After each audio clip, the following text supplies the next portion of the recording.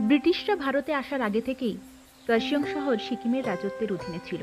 আনুমানিক ১৭৮০ সাল নাগাদ নেপালিরা কার্শিয়ং এবং তার আশেপাশের কয়েকটি এলাকা দখল করে নেয়। এরপরে গোর্খা যুদ্ধের সময় নেপালিরা হেরে যায় গোর্খাদের কাছে, আর ১৮১৭ সালে টিটানিয়ার চুক্তিতে কার্শিয়ং পুনরায় সিকিমের অধীনতা থেকে মুক্ত হয়। কার্শিয়ংয়ের স্থানীয় নাম খারসাং। লেপচাদের ভাষায় কার্শনদ্বীপ নামক অর্কিডের নাম থেকেই এই শহরের নাম হয়েছে কার্শিয়ং। কার্শিয়াং শব্দের অর্থ ছোট্ট অর্কিড, বা একে সাদা অর্কিডের দেশও বলা হয়। কার্শিয়াং শিলিগুড়ি থেকে ৪৭ কিলোমিটার দূরে অবস্থিত এবং এটি শিলিগুড়ির সঙ্গে সড়কপথ ও হিমালয়ান রেলওয়ে দ্বারা যুক্ত।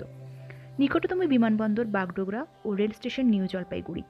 এটি কার্শিয়াং থেকে ৫৩ কিলোমিটার দূরে অবস্থিত।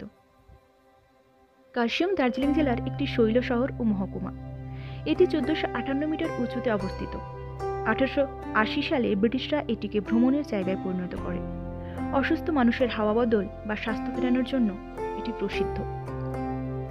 এটি একটি শান্ত হিল স্টেশন। এখানকার আবহাওয়া বেশিরভাগ সময়ই মনোরম থাকে। বর্ষার সময় অবিরাম বৃষ্টি হয়। বিভিন্ন উদ্ভিদ ও ফুলের জন্য জায়গাটা বিখ্যাত। তুষারে ঢাকা পাহাড়, মনোরম পরিবেশ, চা বাগান, জলপ্রপাত ও ঘন পাইনের বন আপনাকে অবিলম্বে প্রেমে ফেলবে। কার্শিয়ং ঘোরার সেরা সময়ে মার্চ থেকে জুন ও সেপ্টেম্বর থেকে ডিসেম্বর। এই সময় তাপমাত্রা সাধারণত ১০ থেকে ২৫ ডিগ্রি সেলসিয়াসের মধ্যেই থাকে। পাইন গাছে ঘেরা সর্পিল রাস্তায় পাহাড়ি চিৎকার শুনতে পাওয়া যায়। বেশ রোমাঞ্চকর অনুভূতি। কখনো রোদ ঢেকে দিচ্ছে মেঘকে, আবার কখনো চোখ থাকছে কুয়াশায়। কার্শিয়ংয়ে এমন অনেক গ্রাম আছে যা হতে পারে আপনার পারফেক্ট উইকেন্ড ডেস্টিনেশন। সৌন্দর্যের দিক দিয়ে যে কোনো পাহাড়ি গ্রামকে টক্কর দিতে পারবে বাগোড়া চিংড়ি গ্রাম। কার্শিয়ংয়ের বিখ্যাত কয়েকটি ঘোরার জায়গা হচ্ছে গিত্তা পাহাড়, চা বাগান, চিংড়ি বাগোড়া গ্রাম, eagle crag, toy train, Netaji Subhash museum, Margaret lake. কার্শিয়ংয়ে গড়ে উঠেছে একটি মিশ্র সংস্কৃতি।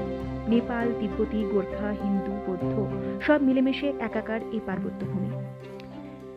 এখানে পর্যটনের পাশাপাশি শিক্ষাও অনেক ভালো। প্রচুর স্কুল থাকার জন্য এই শহরকে স্কুল টাউন বলা হয়ে থাকে। এই স্কুলগুলির মধ্যে কিছু ইংরেজি মাধ্যম, বাকি নেপালি। ইতিহাস ঘাটলে জানা যাবে নেতাজি, রবীন্দ্রনাথ ঠাকুরের পদচিহ্ন রয়েছে এই শৈল শহরে। খাবারের মধ্যে এখানে মোমো, থুপকা, ওয়াই চাউমিন এবং আলুর চপ বিখ্যাত।